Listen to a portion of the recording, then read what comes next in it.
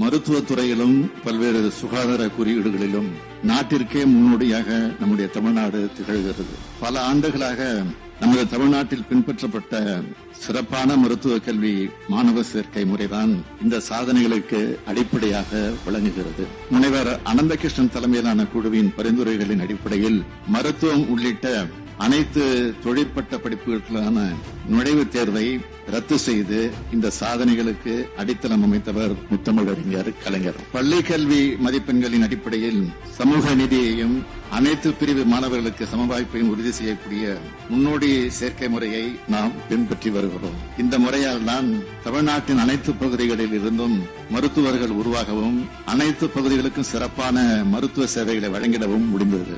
ஆனால் 2017ஆம் ஆண்டில் மருத்துவ மாணவர் சேர்க்கைக்கு நீட் தேர்வை ஒன்றிய அரசு கட்டாயமாக்கிய பின்பு இந்த நிலை முற்றிலும் மாறி மருத்துவ படிப்பு என்பது ஏழை எளிய மாணவர்களுக்கு எட்டாக்கனியாகிவிட்டது. பயிற்சி வகுப்புகளுக்கு செல்ல முடியாத கிராமப்புற ஏழை எளிய மாணவர்களால் இந்த தேர்வில் வெல்ல இயலாது. அது மட்டுமல்ல, கிராமப்புற பகுதிகளிலும் பின்தங்கிய பகுதிகளிலும் வழங்கப்படும் மருத்துவ சேவைகளையும் எதிர்காலத்தில் இந்த முறை பாதிக்கும். இவற்றையெல்லாம் கருத்தில் கொண்டுதான் நீட் நுழைவுத் தேர்வு அறிமுகப்படுத்தப்பட்ட காலத்திலிருந்து அதனை அரசியல் ரீதியாகவும் சட்ட ரீதியாகவும் தொடர்ந்து எதிர்த்து வருகிறோம். ஓய்வு பெற்ற நீதியரசர் திரு A.K. ராஜன் அவர்கள் தலைமையில் அமைக்கப்பட்ட உயர்நிலை குழுவின் பரிந்துரையின் அடிப்படையில் இந்த சட்டப்பேரவையில் 13/9/2021 அன்று தமிழ்நாடு மருத்துவ பட்ட படிப்புகளுக்கான சேர்க்கை சட்டம் 2021 என்ற சட்ட முன்வடிவு ஒருமனதாக நிறைவேற்றப்பட்டது.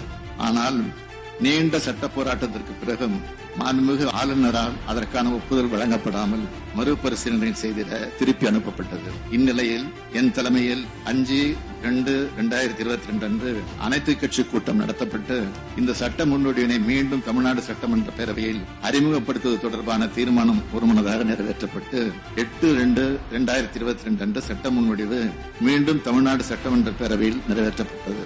மாண்புமிகு குடியரசுத் தலைவர் ஒப்புதலுக்காக ஒன்றிய அரசுக்கு மாண்புமிகு ஆளுநரால் அனுப்பப்பட்டு இதுகுறித்து ஒன்றிய அரசால் கோரப்பட்ட அனைத்து விளக்கங்களுக்கும் தமிழ்நாடு அரசு உடனுக்குடன் உரிய பதில் வழங்கியுள்ள நிலையிலும் இதற்கு ஒப்புதல் அளிக்காமல் ஒன்றிய அரசு காலம் தாழ்த்தி வருகிறது.